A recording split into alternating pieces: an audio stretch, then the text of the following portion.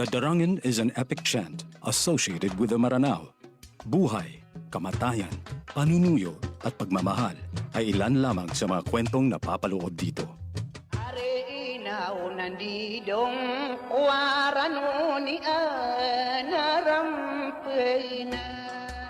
Ang Darangin ay galing sa salitang darang, which means to narrate in the form of a song or chant, and is the longest surviving epic poetry in the Philippines.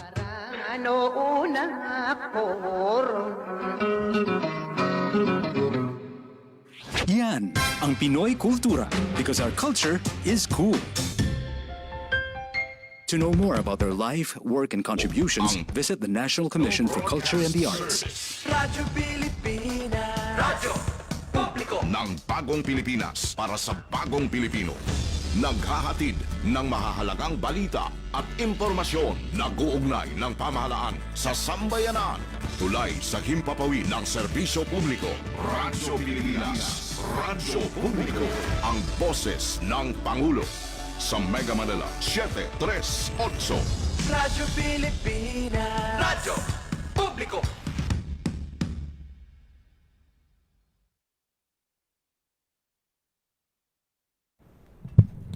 Oras po natin, alas 3, 7 minuto, makalipas ang alas 3 ng hapon.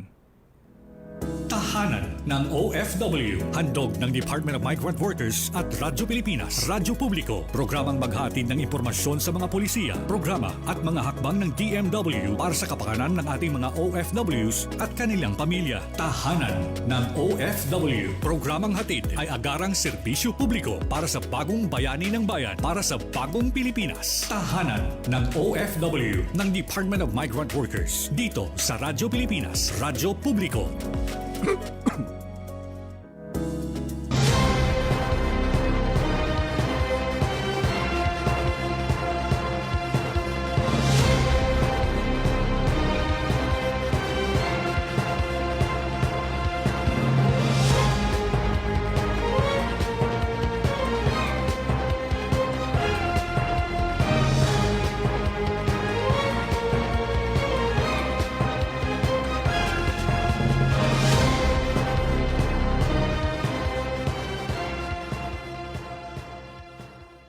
Magandang araw po sa inyong lahat, lalo't higit sa ating mga minamahal na mga OFWs at inyong mga pamilya. Mula po sa tahanan ng mga OFWs, po ang inyong lingkod, Secretary Hans Leo Kakdak, na nag-iimbita sa inyong lahat na sumubaybay sa ating bagong programa sa Radyo Pilipinas, ang Tahanan ng OFWs. Regular itong masusubaybayan tuwing Huwebes mula alas 3 hanggang alas 4 ng hapon sa Radyo Pilipinas, Radyo Publiko, sa DZRB 738 AM at maging sa Radyo Pilipinas World Service. Ang ating programa ay mapapanood din sa opisyal na Facebook page ng Radyo Pilipinas at ng Department of Migrant Workers. Sama-sama po nating pag-usapan ang mga kwento ng pagsusumikap ng ating mga bagong bayani at alamin ang mga programa at serbisyo na hatid ng DMW sa ating mga OFWs saan mang panig ng mundo. Bukas po ang tahanan ng OFW sa ating lahat. Kaya't halina't, tutukan at sama-sama nating ipagmalaki sa mundo ang ating mga bagong bayani sa ating bagong Pilipinas. Maraming salamat po.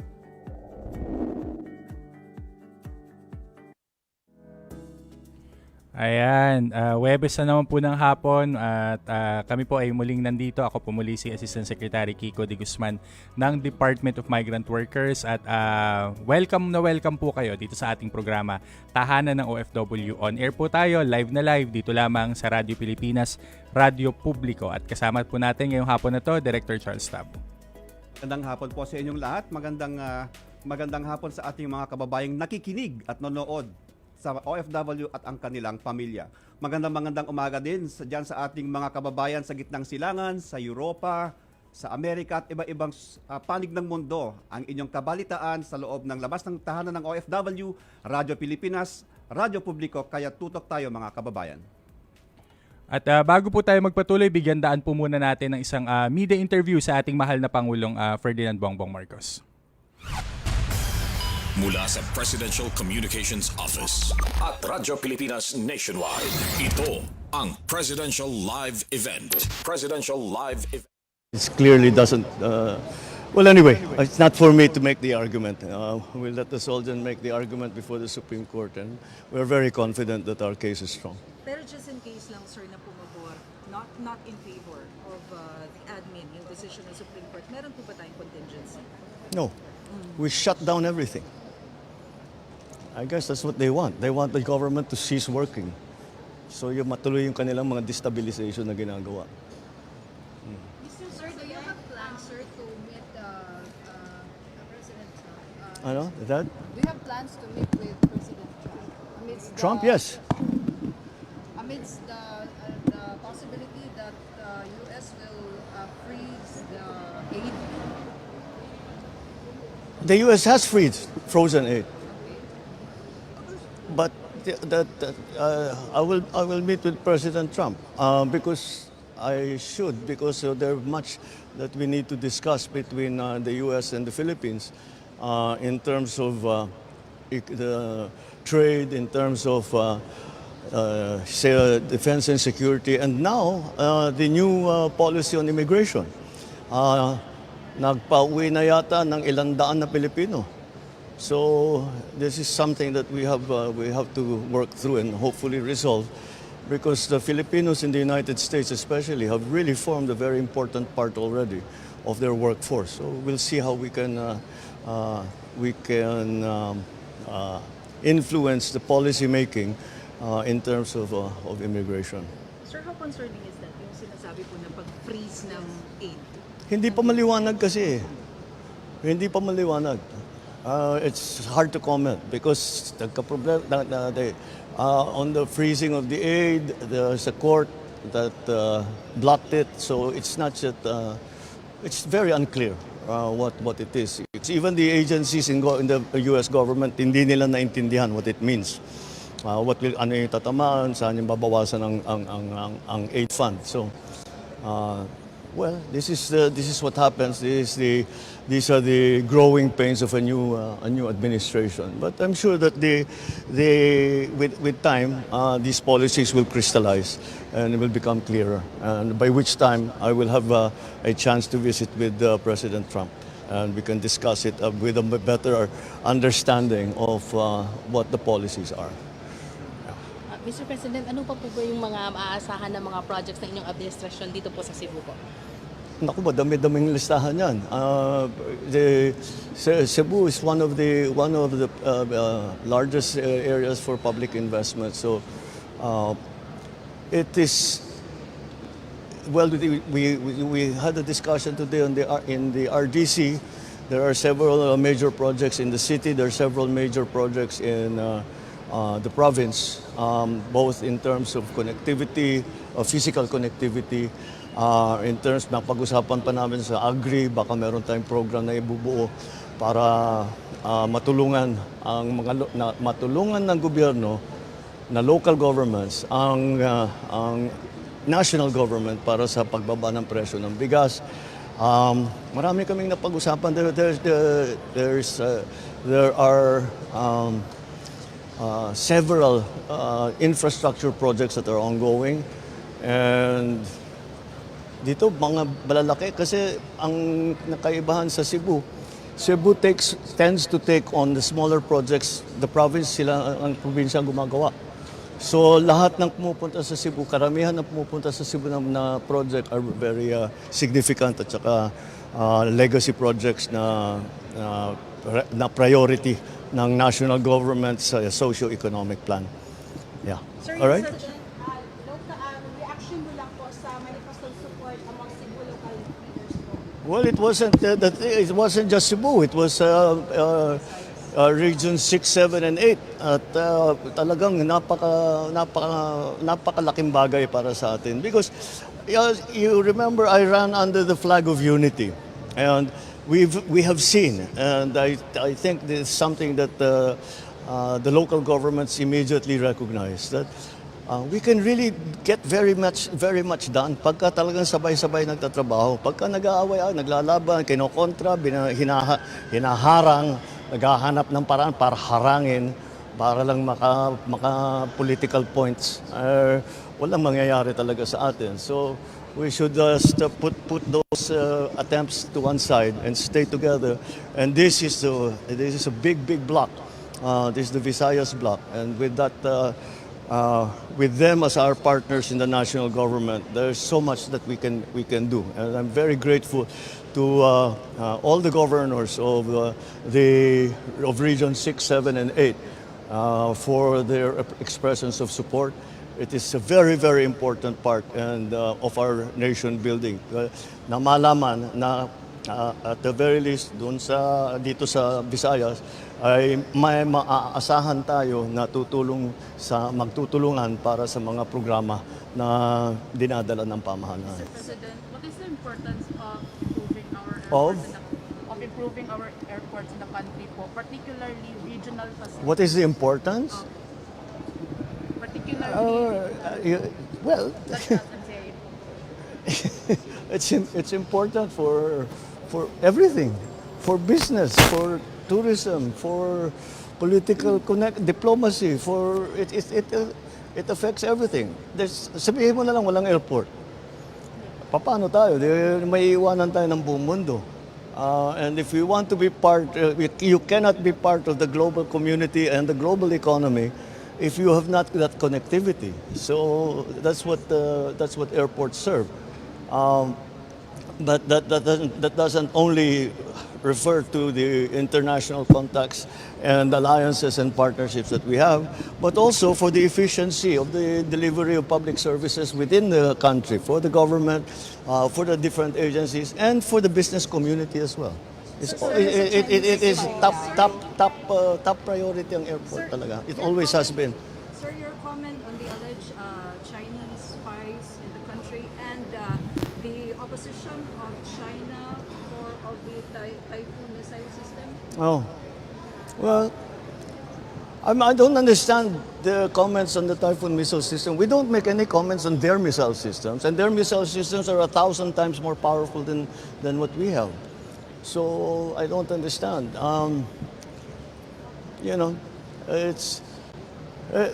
Let's make a deal with China. Stop claiming our territory. Stop harassing our fishermen and let them have a living. Stop ramming our boats. Stop water cannoning our people. Stop firing lasers at us.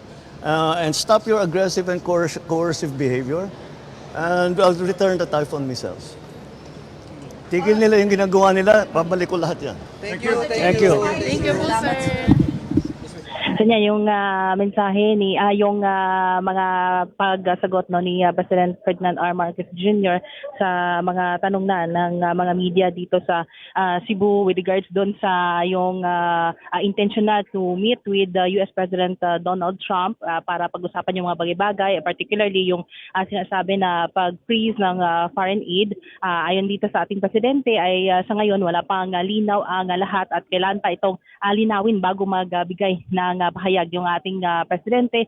Binigyang diin nito na importante rin itong pagsasagawa ng mga proyekto para sa mga Cebuano or para dito sa Cebu. May mga infrastructure projects under his administration at susuportahan yan yung mga proyekto na isisulong ng mga local leaders dito sa Cebu. Nagpapasalamat rin si Presidente Ferdinand R. Marcos Jr. sa naging pagbigay ng suporta ng mga Visayas governors kung saan nagkaroon kanina ng manifesto of support yung mga Visayas governors sa ating liderato ng ating Presidente Ferdinand R. Marcos Jr. Ayon pa sa ating presidente na itong improvement dito sa airport dito sa Cebu ay isang manifestation din ng political will ng mga leader dito at hindi lamang dito sa Cebu kundi sa iba ring mga lugar. Marami ring plano ang kanyang administrasyon. So kayo yung mga ilan sa mga issues na sinagot ng ating Pangulo sa kanyang pagbisita dito sa Cebu. Para sa Bagong Pilipinas, Angeli Valiente, Radyo Pilipinas, Radyo Publiko, Cebu. Mula sa Presidential Communications Office at Radyo Pilipinas Nationwide, ito ang Presidential Live Event. Presidential Live Event. Ayan. So maraming salamat syempre kay kasama nating Angeli Valiente ng Radyo Pilipinas Cebu. Oras po natin 3:22 ng hapon. Muli po na narito po ang tahanan ng OFW. Live na live po tayo ngayong hapon. So Dear Charles, napakaganda nun na initiative na naman ng ating kasalukuyang pamahalaan, yung pinasinayaan ng ating Pangulo, Pangulong BBM, syempre yung panibagong runway at yung expansion ng airport sa Cebu, at napakalaki rin ng impact nito sa ating mga OFW syempre, di ba? Ayan. Makakatulong din ito sa ating mga OFW na nasa lugar na yon para mapaigting ang kanilang mga kaalaman, lalo na yung mga nag-uumpisa na maghanap abroad, business yes. po natin. So, and speaking of that, ito by request talaga. Yung guest natin ngayong hapon na ito ay talaga nga namang yung programa at yung serbisyo ng kanilang opisina ay isa sa mga pinaka-in-demand at pinaka hinahanap palagi. Naalala ko noong unang episode natin pinahapyawan agad ni Secretary Hans yung ating government placement program. So syempre, pakilala muna natin yung ating guest ngayong hapon, Dear Charles. Makakasama natin ngayon si Director Rose upang talakayin ang Pre-Employment at Government Placement Bureau. Director Rose, magandang hapon at maraming salamat po sa pagtanggap sa aming imbitasyon. Thank you very much, ASEC Kiko, and of course, Director Charles, for the invitation.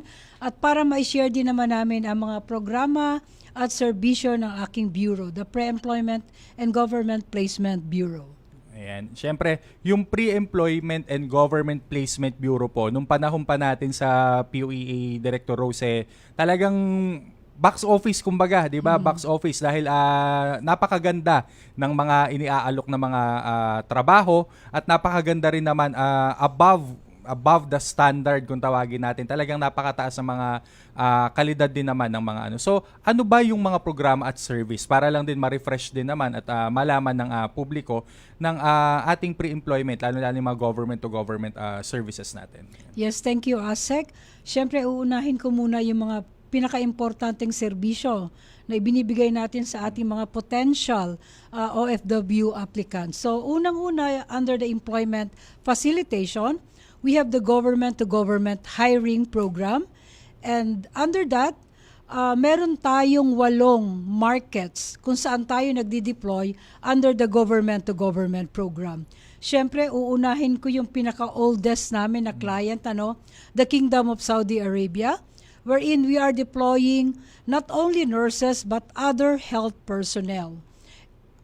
Pangalawa, meron din tayong under the employment permit system, ang ating factory workers sa bansang Korea. Ito yung blockbuster. Yung favorite, yung favorite.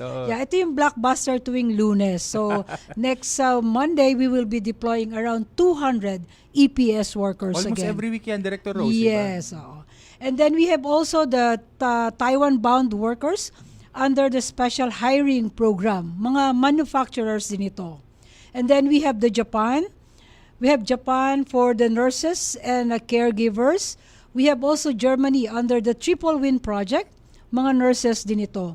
At meron tayong Israel, kaya lang medyo nahinto dahil sa kaguluhang nangyayari doon. But hopefully ay dahil hopefully, maayos na. yes, makaresume tayo kasi maganda ang sitwasyon ng ating mga workers doon prior to the war at malalaki ang kanilang sweldo. Malaki ang sweldo. Yes. Yan yung laging inaano Yeah. sa atin dahil isa ito, Dear Charles, sa mga talagang pinipilahan maliban Yeah. dun sa Korea ni Yeah. Director Rose. So we have caregivers, home-based caregivers, at mga hotel workers. Malaki ang sahod nila dito. Around ngayon, nasa 6,000 shekels na, which is equivalent to 90,000 plus. Umaabot sila ng 100,000. Which is yung sinasabi nga natin kanina, dahil government to government ito, tayo mismo yung direktang nakikipag-ugnayan sa gobyerno ng ibang bansa.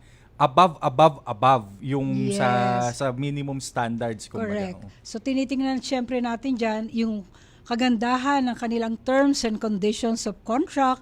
At isa pa, kung may gastos man, it's a very minimal cost at the expense of the employer.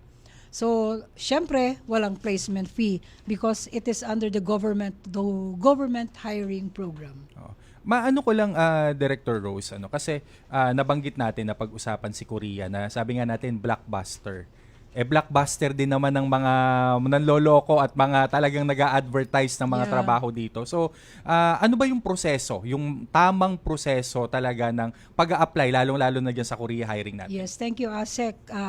Timely yan kasi next week, we will be having the registration under the EPS topic. Ano?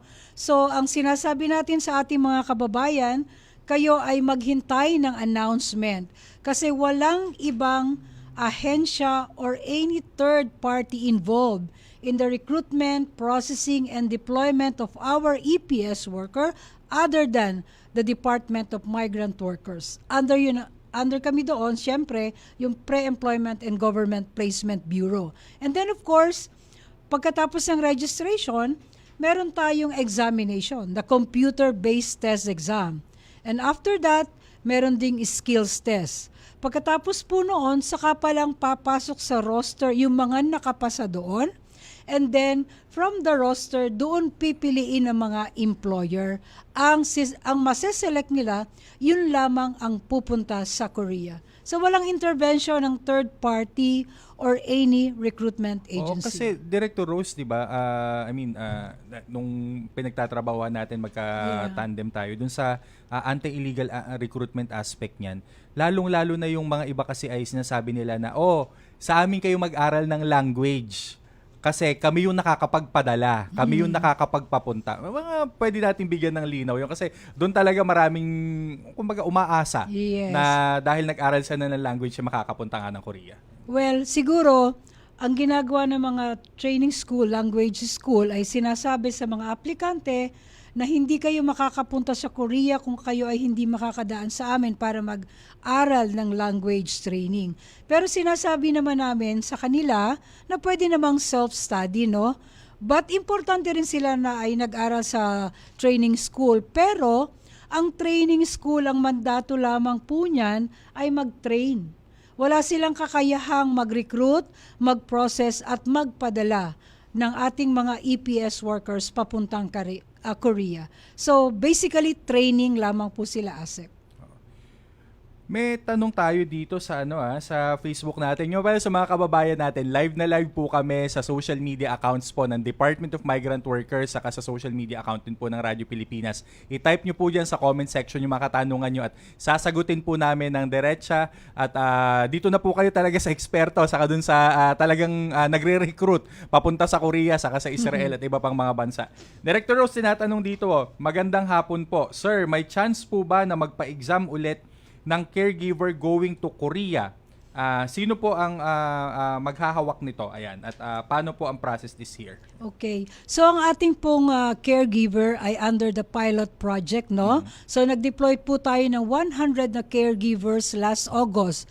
So ito po ay kasalukuyang nire-review ng both countries, ng Korea at ng Philippines, kung ito po ay may expand pa. So hintayin po natin ang pagpupulong ng mga opisyal ng MOEL, ng Ministry of Employment ng Korea at ng Department of Migrant Workers. Director Rose, meron din tayong mga katanungan dito sa FB page natin tungkol kung ano-ano ba yung mga requirements for employment abroad. Yes. So it depends upon the country of destination. Like for example, in Korea, kailangan ikaw ay nasa 18 to 38 years old at wala kang criminal record at hindi pa nag-exceed ang yung stay sa Korea for more than 5 years at wala kang issue ng deportation or any immigration issue ng Korea. So for Korea yon. In some other markets naman like Taiwan, depende sa employer. May mga employer na high school graduate lang ang nire-require. Meron din namang college graduate. And sa ating mga hotel workers, syempre, importante yung NC2, training from TESDA. And for the health workers, syempre, dapat lisensyado ka. May PRC license ka and the required experience for the job you are applying. Pero syempre, Director Rose, hindi lamang din naman mga government-to-government hiring saka government-to-government placement yung inaasikaso ng inyong opisina. Marami pa po na klase din ng trabaho na dumadaan din sa inyo. Siguro maganda ring madiscuss natin saka maipaalam sa mga kababayan natin yung kahalagahan ng PEOS saka nung e-registration. Ayan. Yes. So, Siyempre, ang ating pre-employment orientation seminar ay isang magandang proyekto yan ng ating departamento na ibinibigay dun sa ating mga potential job seekers. So, ang intention nito, siyempre, wala pa silang particular agency in mind, no? Parang nag-iisip pa lamang sila, ako ba ay mag-abroad o hindi? So, binibigyan natin sila ng pagkakataong isipin, i-weigh yung pros and cons ng overseas employment. Ako ba ay may mga documentary requirements? Meron ba akong mga qualification? Kaya ko bang mawalay sa aking pamilya so that at the end, they can make an intelligent decision whether sila ay tutuloy mag-apply sa abroad or not. Kung kakayanin o Correct. hindi. Yung decision pa lang kasi noon ay napaka-importante Yes. na. Oo. Yes, ASEX. How about yung e-reg, ma'am? Anong natin dyan? Ano ba ang e-registration at gaano ito ka-importante? Nagsisimula ang lahat ng mga aplikante sa e-registration. Sa e-registration, nagkakaroon sila ng encoding ng kanilang mga basic information like the full name, the birth date, the addresses. Yun po ay kailangan ng isang aplikante bago siya tuluyang mag-proceed. For example, bago ka makapag-payos, kailangan na may e-reg ka. And then meron din kaming mga market sa G2G na online ang proseso na kailangan namin may e-registration number bago sila makapag-proceed sa kanilang online application under the G2G program. Ayan. So napaka-importante nito because it contains all the basic information of our potential applicant. Yan. Director Rose, meron din tayong mga assistants sa OFW, lalo na sa hiring, pre-employment, and onboard processes. Ano po mga ito? Yeah. Gusto ko lang sanang balikan muna yung unang tanong kung ano yung mga serbisyo namin. Kasi Yes, ma'am. isa Go pa ahead lang po. yung naibigay ko, Mukhang magpa-part 2 ka dito, Director Rose. Hindi, gusto ko lang- yung mga questions natin online eh. Sige ma'am, Gusto go ko ahead lang po. yung Oo. i-highlight yung dalawa pa. Siyempre, nagko-conduct kami ng mga jobs fair, Yes, which is very important, no? Binibigyan natin ng authority ang ating mga lisensyadong ahensya na makapag-recruit outside the registered office address. Ano ba ang importansya ng jobs fair? Unang-una, dinadala na natin ito, inilalapit na natin ito sa ating mga aplikante para sila ay hindi na umalis sa kanilang probinsya, hindi na sila gumastos.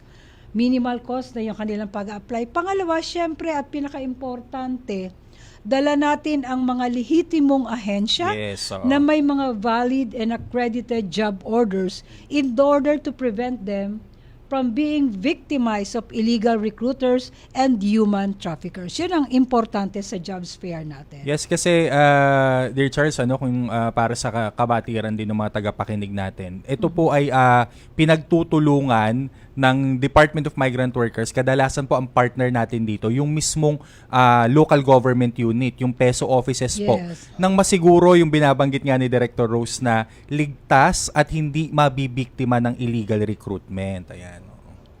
Correct. Opo. So aside dun ma'am, sa mga jobs fair, syempre may mga paparating tayo, 'di ba? So saan ba nila makikita yaang mga schedule na 'yan ng mga jobs fair natin na paparating? Ayan. Yeah.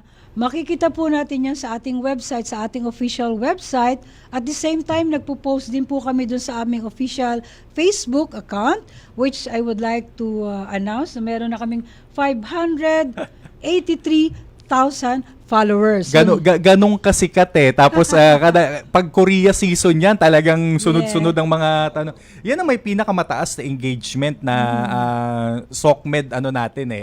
Talagang alam mong ang laki ng tiwala ng taong bayan doon sa government to government hiring process. Nakaabang doon, ASEC pag government to government na mga yung programs natin, daming nakaabang po dito. Kaya hindi mataas talaga ang ating engagement sa kanila. So makikita yan sa ating official website syempre at dun nga sa aming Facebook account. So this coming Monday, we will start the EPS registration. Ongoing naman po ngayon ang aming recruitment and interview for Saudi Arabia at parating din po ang ating nurses under the Triple Win Project. Ayan. At paalala po sa mga kababayan natin na paki-follow po ang Facebook page ng Government Placement bureau natin. Of course, sa website din po, saka sa Facebook page ng DMW. At from time to time, i-announce po namin yung mga yan dito po sa ating programa dito sa Radyo Pilipinas. Kasi napaka-importante. Ang daming interesado nito, Director Charles. Marami. Maraming talagang nakaabang po ang ating mga kababayan dito. Marami doon sa land-based concern po, marami talaga nagtatanong sa amin kung kailan po yung mga ina-anunsyo yung mga openings po, lalo po sa government to government po. At bukod doon, Director Rose, diba, syempre jobs fair, yung government to government hiring natin. Ano ba yung mga iba pang plano? May mga iba pa bang mga potential na mga government to government market? Kasi syempre, we're always looking out for that dahil nga subok na natin kung gaano kaganda yung programa. Ang pagkakaalam ko, meron tayong pinag-uusapan for Croatia, at the same time Slovenia, and then ano pa yung isa, Finland. Pero yung Croatia yata ito yung ongoing discussion natin. Ayan. So, yun po mga kababayan natin, ongoing po yung discussion na. So, wala pang recruitment. Wala pa pong recruitment kasi yun yung nung nakaraang linggo. Pakihintay lang po. Sa ngayon po, ayan, Director Rose, baka pwede mo uling i-plug ano yung pasisimulan na ulit tungkol sa Korea. Kasi I'm pretty sure maraming mag-uulit-ulit ng tanong mamaya. Ito na po mismo, diretso po doon sa mismong namamahala ng programa. Sa ating po mga kababayan na nais magtrabaho sa bansang Korea, we will be starting our EPS registration starting on Monday. So, online po yan, online registration. Ayan po. So kung may katanungan po, diretso po sa amin sa Department of Migrant Workers. At syempre po, pwede rin po sa mga regional offices po ng DMW, nakatuwang po ng ating mga central office bureaus katulad po ng Pre-Employment and Government Placement Bureau natin. Kasamahan po natin syempre yung ating mga regional offices sa pagpapatupad po ng mga programa, lalong-lalo na po dito sa ating government to government hiring na tinatawag. Ayan. So, time check po, 3:39 ng hapon. Siguro po, pumunta po muna tayo sa isang commercial break. At sa pagbabalik natin, diretso tayo, Director Charles, doon sa mismong nakasubok na magtrabaho bilang caregiver sa Israel at kung paanong patuloy na tinutulungan at paanong patuloy na ginagabayan ng Department of Migrant Workers ang ating mga kababayan. Ayan. The halal industry is expected to grow to $1 trillion industry in the international market as its global demand continues to expand. Halal certified product, sagot ka ng Department of Trade and Industry o DTI. Sa ilalim ng Halal Development Program, tutulungan ang mga MSMEs o maliliit na negosyo na maging halal certified para makapagbenta sila sa global market. Plus, may opportunity ka na makakilala ng potential export partners at collaborators sa Islamic finance at halal ecozones. Kaya't kung ikaw ay isang entrepreneur, this is your chance to level up and bring your products to the world stage. Together, let us approach the future with determination and confidence, striving towards shared prosperity and success.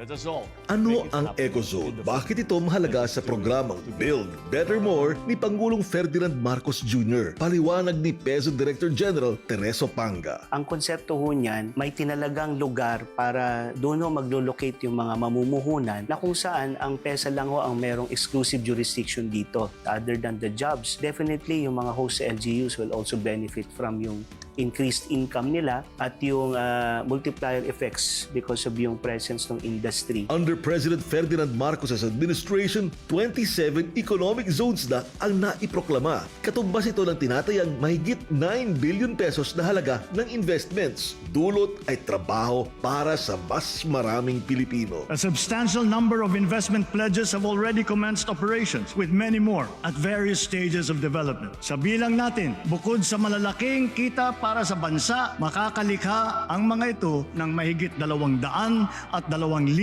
trabaho para sa ating mga kababayan. Sa nagbabagong Pilipinas, patuloy ang trabaho, patuloy ang pagbabago. Layunin ng Department of Labor and Employment na bigyan ng tulong ang mga Pilipinong naghahanap ng trabaho at ang programang Tupad ang isa sa mga sagot dito. Ayon kay DOLE Secretary Bienvenido Laguesma, mahalaga ang tupad lalo na sa panahon ng kalamidad. Ang tupad ay tulong panghanap buhay para sa disadvantaged at displaced workers, providing temporary employment for a period of minimum 10 days and maximum of 90 days. Gaya ng Bicol Region na naapektuhan ang kabuhayan dahil sa sunod-sunod na bagyo. Ang natulungan ay umaabot na sa 270,000.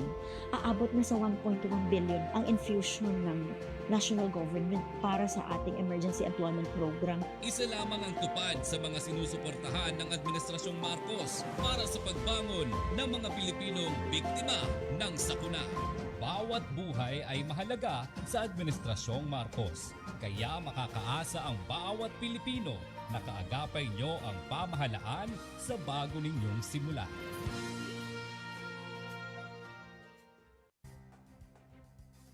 Napalawak pa sa pamumuno ni Pangulong Ferdinand R. Marcos Jr. ang Enhanced Defense Cooperation Agreement sa pagitan ng Pilipinas at Amerika. Napalawig sa Siyam ang mga EDCA site. Ang 4 na bagong naaprubahan sa bagong Pilipinas ay ang Naval Base Camilo Osayas at Lalo Airport sa Cagayan, Camp Melchor de la Cruz sa Gamo Isabela at Balabac Island sa Palawan. Ang ginagawa lamang natin ay patuloy natin na pinapatibay natin ang depensa ng ating teritoryo, ang pagdepensa ng Republika. Staging area na rin ng EDCA kaya natitiyak ang disaster resilience at maritime security. Magnet sa Ilocos, Bicol Express sa Bicol, Lechon sa Cebu, mga katangi-tanging putahing Pilipino na umakit sa panlasa ng mga turista. Food, culture, heritage, the arts, education, halal, Islamic traditions, dive, cruise, farm and ecotourism, even sports have now become potent subjects and products of a nation's tourism. Marami nang nailunsad na programa si Pangulong Ferdinand R. Marcos Jr. at ang DOT upang lalong lumakas ang gastronomy tourism sa bansa. Pinagtuunan din ng pansin ng ating pamahalaan ang wellness tourism na patuloy na lumalago ng 12% annually kumpara sa global average na 7% at nakapag-ambag ng 65 billion pesos sa ekonomiya. Sa bagong Pilipinas ni Pangulong Ferdinand R. Marcos Jr., ang gastronomy tourism at wellness tourism ay magkaagapay para sa malakas at masiglang mamamayan. Para sa bagong bayani ng bayan, tahanan ng OFW para sa bagong Pilipinas. Ayan po, nagbabalik po muli tayo sa tahanan ng OFW. So, partner, talagang mabenta yung topic kanina. Ang dami pa rin nagtatanong online. Hayaan nyo po, ibabalik po namin dito sa mga susunod nating pag-ere ang opisina po ni Director Rose Duques para po naman sagutin ang inyong mga katanungan, lalong-lalo na sa government-to-government hiring, Dear Charles.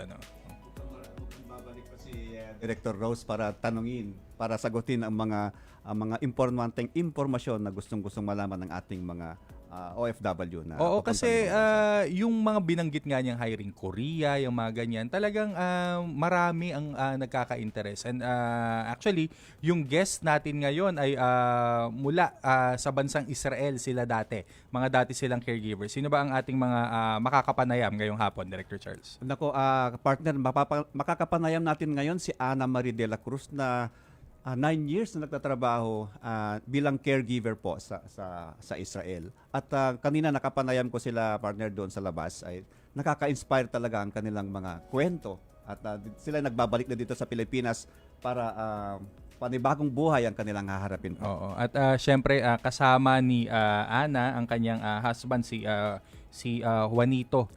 Si Juanito na dati ring caregiver sa bansang Israel. So bumati po muna tayo sa ating mga tagapakinig. Hello po, magandang hapon po sa mga tagapakinig po ng DMW. Ayan. Yes, sir. Magandang hapon po sa mga tagapakinig ng DMW. Ayan, nahihiya yata. Huwag po kayong mahiya at napakaganda po ng kwento natin. Ma'am, malaman lang namin, Ma'am Ana, ano ba yung experience bilang isang caregiver sa bansang Israel? Ayan. ang mga ang amo po namin doon, mga Hudyo, mababait naman po sila. Tinuturing po talaga nila kami na parang isang pamilya. Tsaka po ang kinagandahan po doon, yung mga anak din po nakasuporta po sa amin na kung ano yung kailangan po namin o yung emotional support at kung ano po yung kailangan para sa magulang po nila. Nandun po sila nakaalalay po sa amin. Nabanggit mo kanina, no, nung pag-uwi mo dito, dati kang nag-aral ng nursing bago ka ng ibang bansa. Ngayon umuwi ka para ipagpatuloy yung pangarap mo na maging nurse.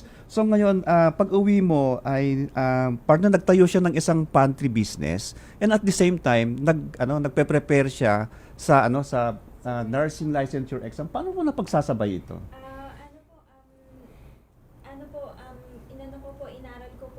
Yung time po ng paggawa po ng pastry una po. Pagkatapos po sa gabi nagre-review po ako. Minamanage ko po yung oras ko para ma-balance ko yung sarili ko pati yung oras ko dun sa sa ginagawa ko po ngayon.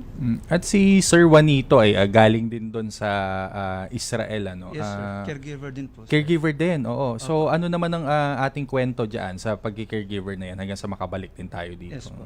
Bali, masarap pong katrabaho ang mga Hudyo. Tinuturing nila kami na parang pamilya po talaga. Kung ano yung kinakain nila, kinakain din po namin. Tapos nagpapasahod po sila ng maayos po. Tapos, ayun, maganda po doon kasi yung kultura nila, madali lang po siyang i-adapt po, sir. Maano ko lang, kayo na ba nun? I mean, same employer or ano na ba tayo that time? Kasi usually, dear Charles, medyo yun ang mahirap eh. Pag parehong mag-asawa ay OFW, medyo nagkakaroon ng ino-consider, di ba? Kailangan i-consider yun. At that time, you were already married? Bali, po sir, doon po kami nagkakilala sa Israel. Bali, 2015 po siya dumating, then ako po ay 2016 po, sir. Then, ayun po, nagkakilala po kami sa isang church, sa JIL po, sir. Bali, dito po kami nagpakasal sa Pilipinas. Pero nung pagbalik po namin sa Israel, kinip po muna namin yun, sir, kasi niloloko ko nga po siya, sabi ko, nauna muna ako kasi baka pagka nauna ka, marami kang makilala. Sabi ko sa kulang na lang ako hintayin kita sa airport. Kasi po parang 1 year, eksakto 1 year po yung pagitan po nung magkakilala po kami. Dumating po ako ng July 2015 sa Israel. Siya po, July 2016. Tapos yun po, magandang po timing sa amin. Meron siyang nasabi kanina, Asik, na talagang na-inspire ako. Sabi niya, hindi sa laki ng hindi sa laki ng sweldo o ang pag pumunta ka ng abroad, yun ay kung ikaw ay talaga naka-focus na magtatabi ka para sa iyong kinabukasan, no? Hindi mo pinapadala lahat. At ngayon ay nakapagpundar ka, no? Pwede ba naman ikwento sa amin yan? Opo, yun po yung sinasabi ko kanina na kay Sir na pag po nagsimula ka ng tama, yung mindset mo ay tama, mag-e-end ka ng tama. Kasi po alam po namin from the start na hindi pang habang buhay na nasa abroad. Siguro po doon sa mga na-citizen doon, na may mga pangasawa po na pero kami po talaga, ang heart po namin talaga na makabalik ng Pilipinas. Yun po, talagang yung pagtitipid po, pupunta nga po kami sa mall, pero yung ang pupuntahan lamang namin yung mga tagbe-20 po na doon kami bibili ng mga t-shirt. Tapos po, pagka end of the winter, ang bibilin po namin kasi bagsak presyo na po yung mga damit na pang winter. Bibili na po namin yun, magagamit na po namin yun sa next na winter. Ganun po yung strategy po namin. Tapos po, hindi kami nagpapadala ng biglaan talaga ng pang-anuhan talaga sa pamilya po namin. Binabudget din po namin, tas nagtitira din po kami talaga ng para sa sarili namin. Siguro po almost ng kalahati po ng sahod namin, hindi po namin talaga pinapalaot sa pamilya. Kasi alam po namin na hindi po parang ang buhay po namin doon na parang wala nang katapusan. So at least na plano na temporary lang talaga ito. And syempre, na-repatriate kayo, bumalik kayo, malamang hindi naman natin na iplano agad-agad na magkakageran. Kailan kayo bumalik dito? May 9, 2024 po, sir. Kasama po kami sa repatriation, batch 21 po. So sa repatriation ng sa pamamagitan ng ating embahada doon at syempre ng departamento ng Department of Migrant Workers. So pakikwento sa amin ano yung experience ng syempre biglang may gera, nawalan ng trabaho tapos yung biglaan kayong bumalik dito. Yun nga po, mahirap pong desisyon sa amin kasi nga po malaki po ang sahod doon. Tapos yung pangailangan pa ng pamilya, ganun po yung parang marami pong tumatakbo sa isip namin, what if, marami pong what if. Pero nung dumating po yung gera, sabi ko wala na tayong parang ito na yung sign ni God na kailangan na nating umuwi. Kasi parang hindi na po ako po yung takot po sa puso ko na manatili pa doon, yung pag-iisip kasi yung yung sa dami ng balita, tapos po yung sitwasyon pa na nagkakaroon po ng sirena kapag meron pong bombang bumabagsak. Nagpapasalamat po kami sa sa kawani ng gobyerno, sa DMW tsaka po sa MWO na inassist po kami sa magmula po sa pag-aayos po ng papel, magmula nang magsabi kami sa kanila na uuwi na po kami, sumusuko na po kami sa gobyerno para po matulungan kami ditong makauwi ng ligtas sa Pilipinas. Pero Dear Charles, maganda rin yung kahit papaano dinesisyonan nila at talagang hinarap nila. Kasi pagbalik nila dito sa Pilipinas, talagang sinalubong naman ng mga tulong din. At in fact, yung isa nga ay na balitaan namin ay nagamit mo actually yung yung TESDA voucher. Opo. Yun po, malaking pasalamat po namin kasi ang daming tulong po ng gobyerno po sa mga Pilipino na nagde-decide na umuwi po dito. Isa na po yun doon sa TESDA voucher po na nagamit po namin na at least hindi po kami uuwi ng zero. Sabi nga po, yung knowledge na to na matututunan namin is magagamit namin para i-multiply, para pagyamanin sa sarili namin. At least hindi kami po zero. May knowledge kaming alam tungkol sa paggawa ng pastry making or baking.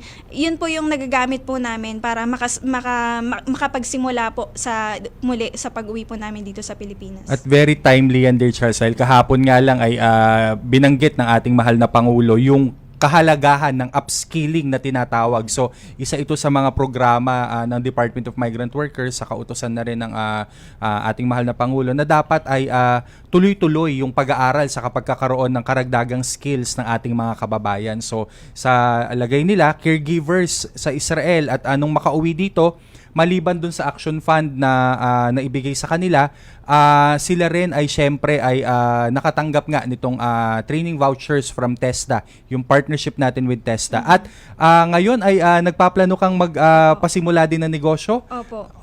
Anong negosyo ito? Bilang siguro pangkaragdagang inspiration at so something to look forward to at pagwawakas din dito sa interview natin dahil syempre on a positive note, dapat marinig din naman natin. Ayun po, nag-start po kami ng business ng bigasan. Tsaka po yung looking forward pa din po do sa pastry making at baking na amin pong pinag-ubusan po ng pansin ng aking pong mister.